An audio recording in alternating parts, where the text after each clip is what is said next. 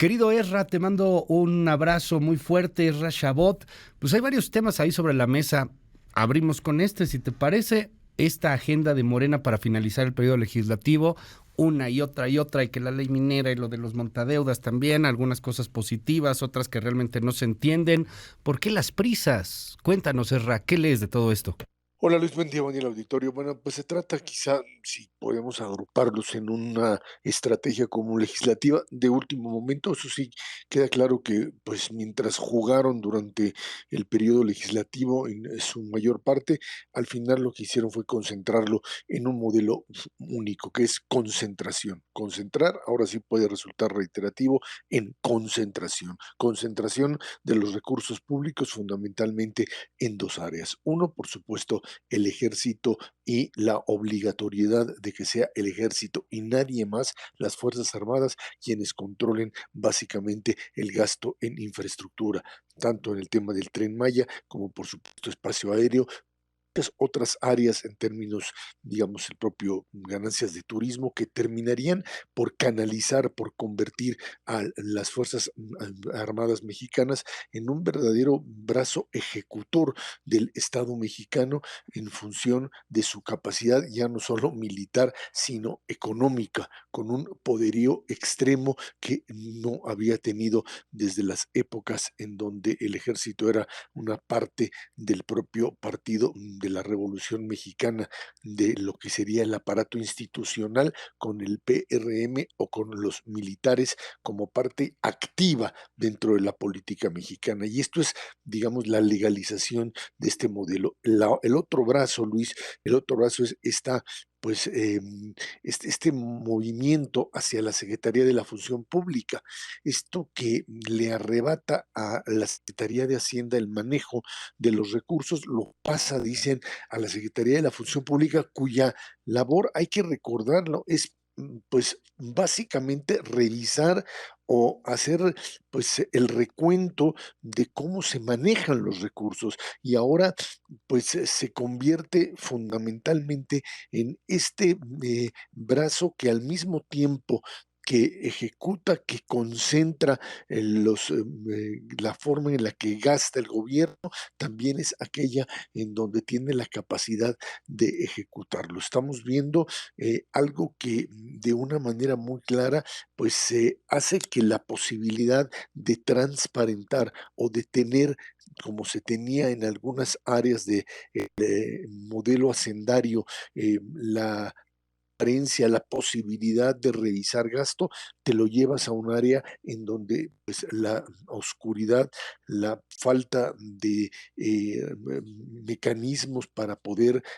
ubicar dónde está el gasto, pues se convierta en un eje fundamental. Creo que esos son los mecanismos fundamentales. Esta incluso desaparición del propio INSABI, que pues es básicamente el reconocimiento del fracaso y el llevarlo a IMSS Bienestar, es un intento de reconstruir, Luis, el seguro popular bajo un mecanismo que ya existe y no bajo una entelequia como era lo que era el INSABI, que es el IMSS, y bueno, pues obviamente con las consecuencias que ya conocemos y que tú vas a presentar, en donde lo que queda claro es que destruyeron una estructura, no construyeron nada y ahora quieren en un periodo de un año prácticamente,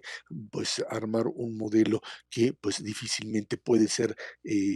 echado a andar. Pero más allá de ese fracaso, lo que me queda claro es que la estrategia está dirigida en esas dos líneas. La línea de concentración económica dentro de lo que sería un área mucho menos transparente, mucho más manejada dentro de parámetros de menor posibilidad de tener acceso a datos y a movimientos, como es la función pública, y el otro es abiertamente el hecho de que pues los recursos que van directamente a las Fuerzas Armadas también se manejen con una pues oscuridad, le llamaría yo, ya utilizando un término quizá un poco más duro que lo que hoy se tiene como parámetro. Creo que esos son los elementos fundamentales de este tipo de reforma, Luis. Creo que esto es lo que se está manejando como banderazo final. El tema que lanzaban al final de la jornada laboral creo que fue detenido por una sencilla razón de la reducción de la jornada laboral, Luis. Suena muy bien, la verdad, pues sí, que oficialmente la jornada de 40 horas y se pague por 48, pero para eso hay que hacer numeritos, para eso hay que ver si finalmente las empresas aguantan, porque lo que estás hablando es de, pagar 48 horas, jornadas de semanas de 48 horas, de 40 horas, perdón, con pago por 48. Y para eso hay que tener recursos y productividad como tal. Si no lo haces, pues simplemente lo que estás generando es un modelo que cuesta más, que le cuesta más al sector empresarial y que te lo va a cargar finalmente el precio final, y que entonces lo que estás generando es un modelo inflacionario en donde le pegas a todo mundo, le pegas obviamente al propio trabajador, que pues sí está trabajando menos, pero también estaría ganando menos. Creo que en ese sentido, pues mejor que le metan el atorón, por una sencilla razón. Hay que hacer los números y ver si la economía mexicana tiene para eso. Una economía mexicana que además mayoritariamente es informal, Luis, y definitivamente eso de los semana de 40 horas, pues no aplica para esta gente que se gana su bienestar, su sustento día con día sin este tipo de legislaciones que no les impactan. Esto es lo que hicieron. Quizá la gran responsabilidad es esto se hace pues desde arriba, sin ningún tipo de control. Quizá también no es que no lo hicieran anteriormente, pero al menos se tenía el cuidado de ir avanzando de manera tal que se tenía un control de lo que se hacía. Y esto pues se ve que es parte de una desorganización enorme, de no tener pues una guía de hacia dónde se quiere llegar y a ver qué es lo que pasa. Tendrá que ir al Senado, veremos allá en medio de la rebatinga en la que estamos metidos, qué es lo que finalmente pasa en este periodo y qué se patea para adelante, Luis. Claro, Esra. Oye, y no quiero desaprovechar la oportunidad, preguntarte en torno al regreso del presidente López Obrador. No estuvo presente el domingo, no estuvo presente el lunes, no estuvo presente el martes. Ayer, en la tardecita, saca un video, pues 18 minutos, habla de muchas cosas, habla un poco de historia, se va contra las Raki, bueno, dice mucho, que le dio un váguido, confirma que sí se desmayó, lo que decía el diario de Yucatán. Bueno, no se desmayó, le dio un váguido, se quedó como dormido. Es el presidente ayer, un fragmentito de los 18 minutos, escuchemos. Es importante decirles que estoy bien, tengo COVID, se me complicó porque me fui a una gira muy intensa, se me bajó de repente la presión y estando en una reunión con ingenieros militares evaluando el Tren Maya y con otros servidores públicos, pues como que me quedé dormido, fue una especie de váguido, no perdí el conocimiento, sí tuvo esa situación de desmayo transitorio y por la baja de presión, y ya me tomaron la presión, me pusieron 1 litro de suero, me levantaron la presión y ya, afortunadamente no pasó a mayores, no hubo ninguna afectación en el corazón, en el cerebro, en nada. El odio, ¿no?, de algunas personas que quisieran pues que yo desapareciera, pero no deben de actuar de esa manera. ¿Qué nos dice Serra? Mira, yo creo que primero que nada, pues que hay que festejar que el presidente está bien de salud, que finalmente se recupera del COVID, que no pasó mayor, pero creo que el tema principal es la forma en la que esto se comunicó, y quizá que ese es el problema básico. Si esto, hubiese sido manejado de forma transparente desde un principio, sin estos niveles de secretismo con el que se manejó y que generó esta serie, además, por supuesto, de especulaciones, creo que es totalmente válido. Sabemos muy bien que el estado de salud del presidente pues está condicionado por parte de sus afecciones, pero que el hecho de que haya tenido COVID le dio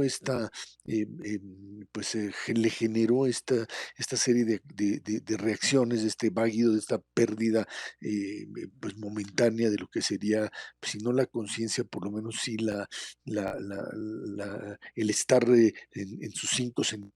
por algunos momentos. Creo que en ese sentido, si esto, no por supuesto el, eh, el video inmediato, pero quizá no 3 días después, y sí la información con respecto a que el presidente tenía, no solamente que tenía COVID, sino que estaba en condiciones reales de seguir adelante y que esto no se hubiese cruzado con una cantidad enorme de pues contradicciones propias del área de comunicación que generaron eso, esta lucha de poderes, no solo de sus adversarios, sino de un área en donde cuando no tienes la información suficiente, no la puedes procesar y entonces empiezas a inventar o a generar una serie de elementos que pueden ir hasta lo peor. Más allá de que los adversarios lo puedan utilizar, lo que queda claro en una democracia es que lo más acertado es transparentar desde el principio, soltar la información así como la dijo el presidente desde el principio, decir esto fue lo que le pasó, está bien, está ahí, incluso haber sacado algunas de las fotografías y decir se está recuperando. Mientras más información des, mientras menos secretismo y menos espacios hacia la especulación generes, es mucho más fácil manejar una situación y evitar esto que pues tuvo que ser finalmente desmentido 3 días después y que generó pues todo lo que hemos vivido en estas 72 horas desde el domingo al miércoles. Creo que eso es parte de un aprendizaje, más aún en un momento como incluso lo platicábamos tú y yo el lunes aquí, Luis, de Ujú. el inicio de una sucesión presidencial ya a partir de junio, en estos momentos, tanto en Morena como en la oposición, y en donde es fundamental tener al presidente pues al 100% como esperemos que esté en las próximas horas. Creo que esto me enseña que más allá, por supuesto, esto no fue una estrategia del presidente ni nada, esto fue la forma en la que se manejó este modelo, pues con cierto secretismo que creo que no fue la estrategia más indicada, pero bueno, ahí está ya el presidente en funciones y con capacidad de dar respuesta, ahora sí, a todas y cada Bueno. una de las interrogantes que se generaron por esta enfermedad que todavía padece el primer mandatario, Luis. Ezra, te mando un gran abrazo, muchísimas gracias y te seguimos allí en @zchabot. Muy buenos días. Gracias, buen día, Luis.